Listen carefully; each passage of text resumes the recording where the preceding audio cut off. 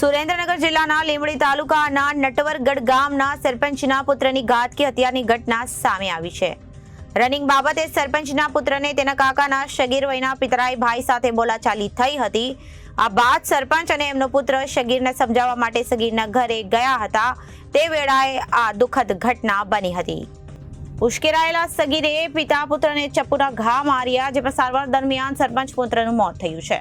જ્યારે સરપંચની હાલત ગંભીર છે. બોલાચાલી બાદ મામલો બગડ્યો હતો. આ ઘટના અંગે મળતી માહિતી મુજબ સુરેન્દ્રનગર જિલ્લાના લીંબડી તાલુકાના નટવરગઢ ગામમાં સરપંચ કરમસિંહ જેણાભાઈ કાલિયાનો 23 વર્ષીય પુત્ર આદર્શ ગામના છોકરાઓને રનિંગની પ્રેક્ટિસ કરાવતો હતો, જ્યાં તેના કાકાના શગીર વયના પુત્ર સાથે બોલાચાલી થઈ હતી. જેથી ગત રોજ મોડી સાંજે નટવરગઢ ગામમાં સરપંચ કરમસિંહભાઈ કાલિયાના પુત્ર આદર્શ કાલિયા સાથે ભત્રીજાને સમજાવવા ના ઘરે ગયા હતા, જ્યાં સામાન્ય બોલાચાલી બાદ મામલો બગડ્યો હતો અને ઉગ્ર બોલાચાલી થઈ હતી.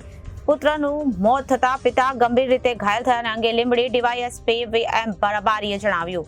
લીંબડી તાલુકાના નટવરગઢ ગામના સરપંચ અને ફરિયાદી કરમસિંહભાઈ જેણાભાઈ કાલિયાનો પુત્ર આદર્શ કરમસિંહભાઈ કાલિયા કે જે ગામના છોકરાઓને રનિંગની પ્રેક્ટિસ કરાવતો હતો, જેને એના કાકાના શગીર વયના દીકરા સાથે બોલાચાલી થઈ હતી.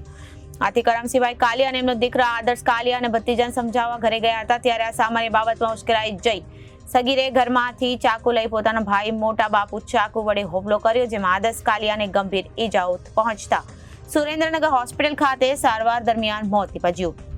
જ્યારે એના માતા પિતા કરમસિંહભાઈ જેણાભાઈ કાલિયાને પણ ગંભીર ઈજાઓ પહોંચી હતી. આ ઘટનાના પગલે લીંબડી પોલીસે ગુનો દાખલ કરી ફરાર સગીર વયના આરોપીને ઝડપી કરવાની તજવીજ હાથ ધરી છે.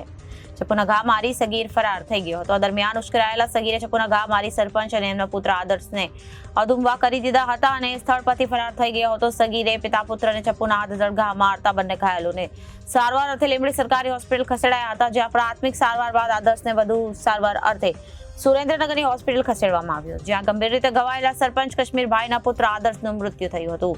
જ્યારે સરપંચ કરમસિંહભાઈ હાલતમાં ગંભીર હાલતમાં સારવાર હેઠળ છે.